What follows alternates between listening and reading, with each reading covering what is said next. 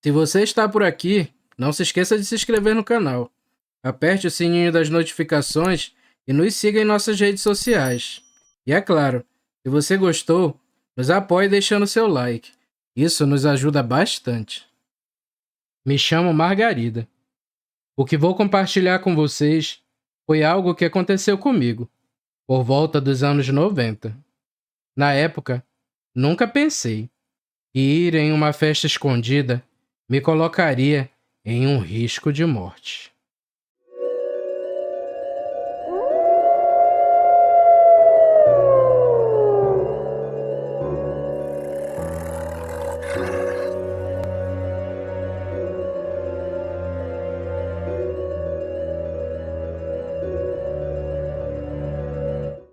Fiquei órfã muito cedo e fui separada de meus irmãos. Cada um foi criado em uma família diferente. E eu fui criada pela minha avó materna, Eugênia. E mesmo sendo muito rígida, me criou da melhor forma que podia.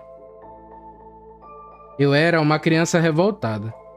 E desde nova, pensava que a vida tinha sido injusta comigo, por ter perdido meus pais tão cedo e não ter uma família. Em minha imaturidade, eu não via os esforços de minha avó e acabava sendo mal criada e descontando minhas frustrações nela, e renegava todo o seu carinho. Hoje, eu vejo o quanto ela era uma pessoa boa. Nunca levantou a mão para mim ou alterou a voz comigo. Em meus momentos de raiva, ela redobrava seu carinho e tinha uma paciência de Jó. Mesmo sendo tão amorosa, ela era muito conservadora e seus valores eram lei naquela casa. Ela não me deixava ficar até tarde na rua, não aceitava palavrões e fazia questão que eu frequentasse a igreja, não usasse roupas curtas e, claro, tivesse educação, além de ficar de olho em todas as minhas amizades. À medida que fui crescendo, sentia que as regras de minha avó eram algo desnecessário. Eu me revoltava e minhas amigas sempre contavam suas histórias quando iam em alguma festa. E eu, com mais de 17 anos, só ia para casa, para a escola ou para a igreja. Mesmo recebendo convites de minhas amigas, eu sempre inventava alguma desculpa, já que nunca tinha permissão para ir a lugar algum.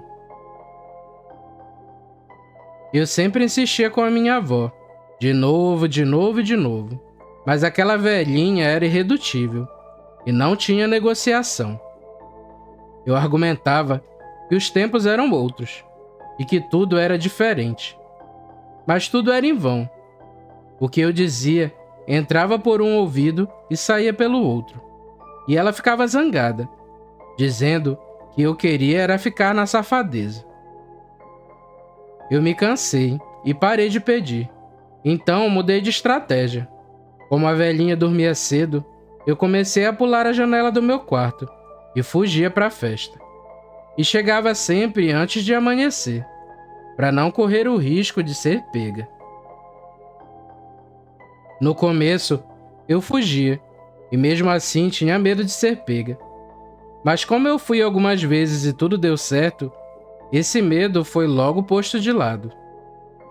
Apesar das minhas fugas, eu não tinha intenção de namorar ou beber, até porque a minha velhinha tinha um olfato apurado, e se ela sentisse o mínimo cheiro de cerveja, seria o meu fim.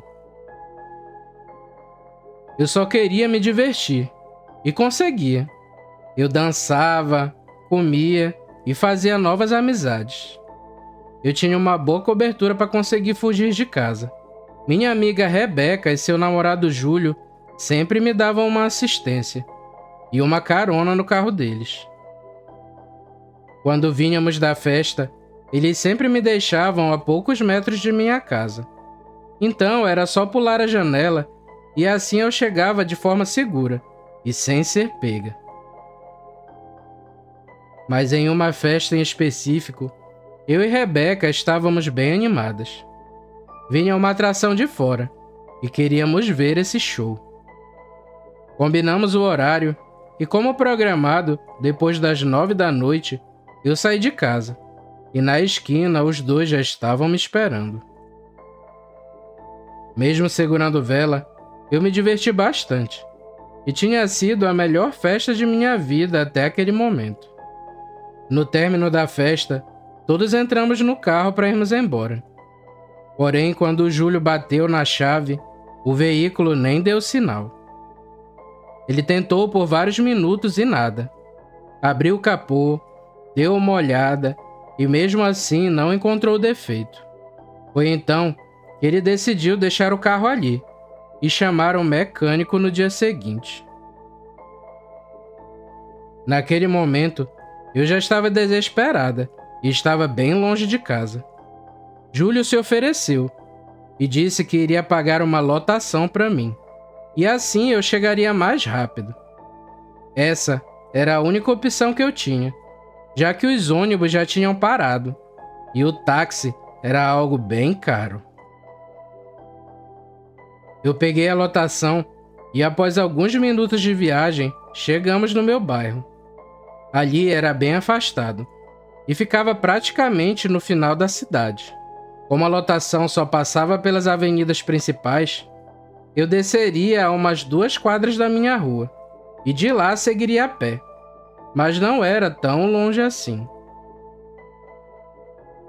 A lotação parou e eu fui a caminho de casa. Entrei na minha rua e estava tudo muito escuro, mas eu conseguia enxergar o caminho. Quando cheguei na metade do trajeto, vi de longe vários cachorros latindo, mais à frente. Eles pareciam estar acuando algo no canto do muro da casa de Dona Maria, que era uma vizinha nossa. Estava muito escuro, então não vi o que era, mas não dei tanta importância, pois achava que era só mais uma briga de cachorros, e continuei seguindo em frente. Quando cheguei a poucos metros daquela arruaça, vi um dos cães ser arremessado a vários metros.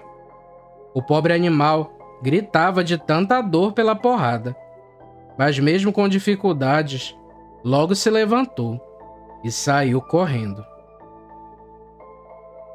Os outros cães logo se afastaram também, e cada um tomou uma direção diferente. E em pouco tempo, estava só eu em pé na rua, próximo a seja lá o que fosse aquilo. Eu olhava com desconfiança para aquele canto escuro e vi que algo se mexia ali. Foi então que lentamente aquilo saiu do canto escuro e foi para o meio da rua. E eu quase desmaiei de tanto medo. Aquilo parecia uma pessoa, mas era um animal.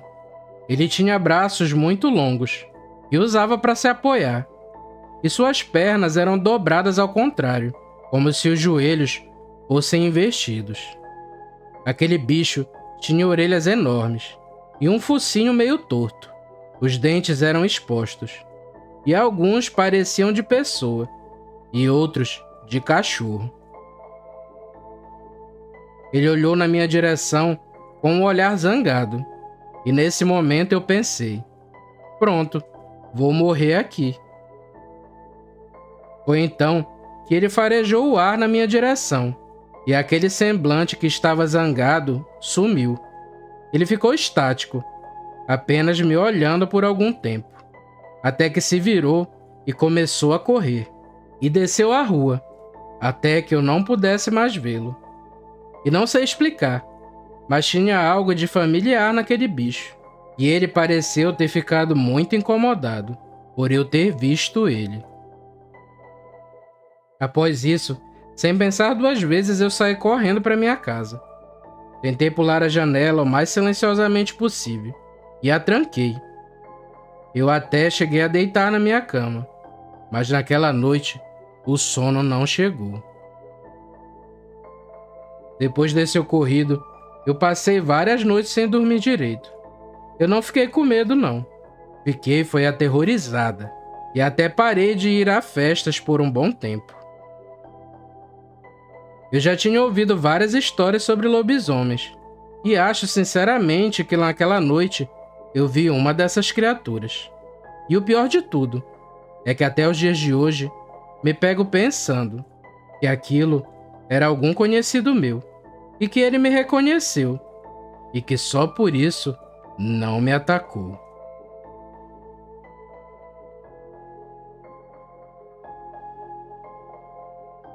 Obrigado por chegar até aqui. Vou te contar um segredo. Quem se inscreve nesse canal está protegido do sobrenatural. Então deixe seu like e siga nossas redes sociais. Isso nos ajuda bastante. Valeu, galera. Fiquem com Deus e tchau.